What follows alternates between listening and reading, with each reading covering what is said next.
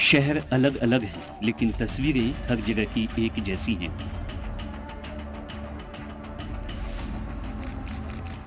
Lucknow, Mumbai, greater Noida, इन तमाम शहरों में अलग अलग हादसों में बेकसूरों को अपनी जान गंवानी पड़ी।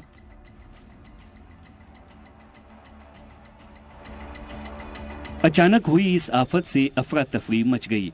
जब तक कोई कुछ समझ पाता, तब तक कई जिंदगियां खत्म हो गईं। उत्तर प्रदेश की राजधानी लखनऊ की ये तस्वीरें एक परिवार के खत्म होने की गवाही दे रही हैं। परिवार के सभी लोग जब गहरी नींद में थे, तभी घर की छत गिरी और नींद में ही सबकी जान चली गई। ये देखिए परिवार के लोग, दर्द देखिए, आंखों में आंसू है, विलाप है और किस तरीके से एक दूसरे से लिपट के उनके परिवार के लोग यहाँ पे रो रहे हैं। पूरा परिवार खत्म हो जाना, ये इस वक्त की लखनऊ से सबसे बड़ी खबर है। सुबह की, रात की ये घटना, आप सोचिए जब ये छत गिरी होगी तो लोग रात को सो रहे होंगे, किसी को आवाज़ तक नहीं लगी, भनक तक नहीं लगी। सुबह जब इनके सहकर्मी सतीश चंद्र के उनको जगाने पहुंचे यहाँ पर घर पे, दरवाज़ा खटखटाया तो किसी ने दरवाज़ा नहीं खोला। तब शक हुआ तो पीछे के रास्ते से जाके जब देखा गया तो छत गिरी हुई थी और लोग नीचे दबे हुए थे। हादसा आलमबाग की पुरानी रेलवे कॉलोनी में हुआ। महलूकीन में शौहर, बीवी और 3 बच्चे हैं।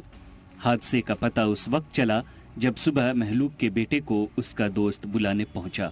उसने घर का दरवाजा खटखटाया, मगर कोई रिस्पॉन्स नहीं आया। देखिए तस्वीर, ये आंखों में आंसू ला देने वाली तस्वीरें हैं।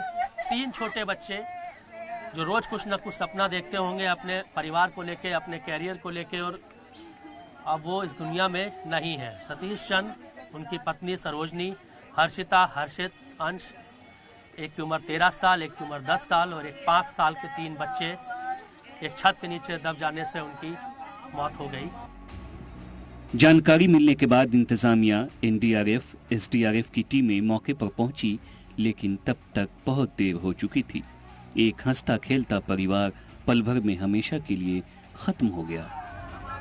इसमें कुल 5 लोग हैं जो इस परिवार में रह रहे थे। ये जो कॉलोनी है रेलवे की है और जो मकान है, इसको अभी रेलवे अधिकारियों ने हमें जानकारी दी है कि अबैंडन था, कंडम डिक्लेयर किया गया था, नोटिस आदि भी दिया गया था। परंतु शायद पूर्व में कोई रेलवे कर्मचारी थे जो यहाँ रह रहे थे, उन्हीं का ये परिवार था जो इसमें आवासित था। उनकी अभी रेलवे में नौकरी लगने की आदि की कार्रवाई चल रही थी। बताया जा रहा है कि रेलवे की कॉलोनी में ज्यादातर घर जर्जर हो चुके हैं।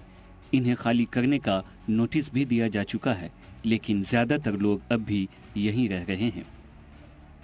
भाई साहब ये बताइए, जो कॉलोनीज यहाँ बनी है कितने पुराने घर हैं लगभग? यहाँ तो 100 साल कम से कम होंगे।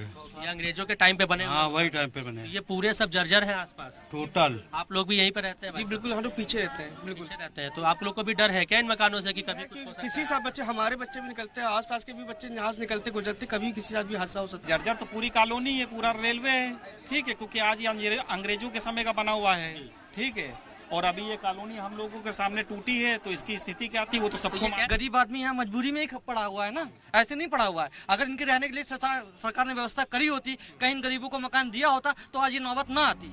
छत गिरी, परिवार खत्म हो गया और अब सवाल इस बात को लेकर है कि इसकी जिम्मेदारी कौन लेगा। आखिर लापरवाही किसने बरती? कॉलोनी के घर रहने लायक नहीं थे तो उन्हें खाली क्यों नहीं कराया गया? इनमें से 64 आवास ऐसे हैं जो निष्प्रयोज्य घोषित हैं और उनमें से सभी के लिए नोटिस दिया गया था, लेकिन ये वैकेट नहीं कराया गया था।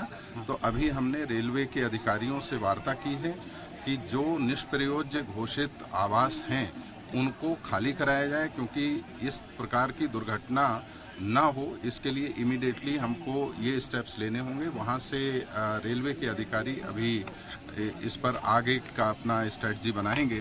लखनऊ की तरह महाराष्ट्र के डोंबिवली में 4 मंजिला इमारत गिरने से 2 लोगों की मौत हो गई। जानकारी मिलने के बाद रेस्क्यू टीम मौके पर पहुंची और मलबे में दबे 3 लोगों को बचाया। बताया जा रहा है कि यह इमारत पूरी तरह जर्जर हो चुकी थी और रहने लायक नहीं थी।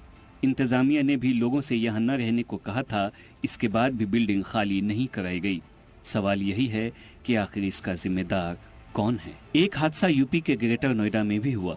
यहाँ आम्रपाली की हाउसिंग सोसाइटी में जेरे तामीर इमारत की लिफ्ट गिर गई। जिसमें 8 मजदूरों की मौत हो गई। लिफ्ट टूटी है ना, उसी से हादसा हुआ है ये। उसी हादसे में उनकी लापरवाही से, उनकी लिफ्ट कैसी थी वो, जब इतना बड़ा काम हो रहा, बिल्डिंग बन रही है, तो अपनी लिफ्ट बीच बीच में चेक करके काम करवाओ ना।